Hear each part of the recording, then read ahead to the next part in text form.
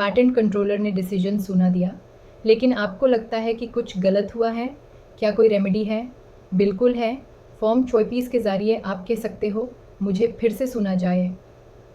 दोस्तों, आज बात करते हैं एक एक्सट्रीमली इम्पॉर्टेंट लीगल टूल की, जिसका यूज़ होता है कंट्रोलर के डिसीजन को चैलेंज करने के लिए, फॉर्म 24। ये फॉर्म यूज़ होता है जब आप एक एप्लीकेंट हो, ओपोनेंट हो या कोई भी पार्टी हो जिसे लगता है कि कंट्रोलर का जो ऑर्डर या डिसीजन आया है वो गलत है, अनफेयर है या किसी एसेंशियल पॉइंट को इग्नोर किया गया है।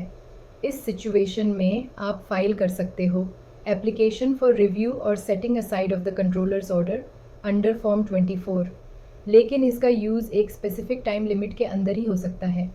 फॉर्म 24 फाइल करने की डेडलाइन सिर्फ 1 month from the date of communication of the controllers decision. आप इस फॉर्म के ज़रिए बेसिकली रिक्वेस्ट करते हो कि या तो कंट्रोलर अपना डिसीजन रिव्यू करे या वो डिसीजन सेट असाइड किया जाए, या आपको एक फेयर हियरिंग मिले जहां आप अपना केस प्रॉपर्ली रख सको। फॉर्म 24 के अंदर आपको लिखना होता है किस डिसीजन जॉट ऑर्डर को चैलेंज किया जा रहा है, डिसीजन की डेट क्या थी, किस पार्टी ने फॉर्म फाइल किया है, applicant, opponent, third party etcetera. Detailed grounds for review, जिसमें आप बताते हो कि कंट्रोलर ने क्या ओवरलुक किया या क्या प्रोसीजरल या लीगल एरर हुआ, सपोर्टिंग डॉक्यूमेंट्स। और प्रिस्क्राइब्ड फ़ी, आपको एक स्ट्रॉन्ग जस्टिफिकेशन देना पड़ता है कि डिसीजन क्यों अनफेयर था। फॉर एग्जांपल, इम्पॉर्टेंट एविडेंस को कंसिडर नहीं किया गया, प्रॉपर हियरिंग नहीं हुई, मिस इंटरप्रिटेशन ऑफ फैक्ट्स या law, natural justice principles violet हुए। ये सब होने पर कंट्रोलर के पास पावर होती है कि वो अपना पुराना डिसीजन रिव्यू करे, पार्टीज़ को दोबारा हियरिंग का चांस दे, और अगर सूटेबल लगे तो वो डिसीजन मॉडिफाई या कैंसिल भी कर सकता है। लेकिन याद रखो, फॉर्म 24 एक अपील नहीं है, ये एक रिव्यू पिटिशन है जिसका पर्पस है कंट्रोलर खुद अपना डिसीजन दोबारा देखे अगर उसमें गलती हुई हो।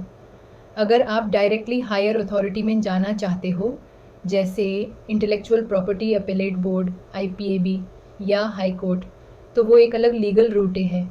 लेकिन अगर आप चाहते हो कि पेटेंट ऑफिस के अंदर ही मैटर सेटल हो जाए, तो सबसे पहले स्टेप है फॉर्म 24।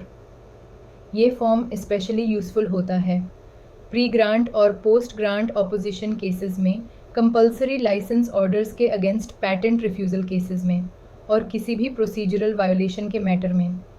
तो दोस्तों, याद रखो, कंट्रोलर का डिसीजन फाइनल ज़रूर होता है पर इम्यूटेबल नहीं। आपको एक फेयर चांस मिलता है उस डिसीजन को रिव्यू करवाने का, और ये चांस सिर्फ तब मिलता है जब आप फॉर्म 24 टाइम पे फाइल करो विद सॉलिड ग्राउंड्स। मिलते हैं अगले वीडियो में एक और ऐसे ही इम्पॉर्टेंट पैटेंट फॉर्म के साथ। तब तक अगर लगता है कि डिसीजन ठीक नहीं हुआ तो फॉर्म 24 के ज़रिए अपना लीगल वॉइस उठाओ। बाय।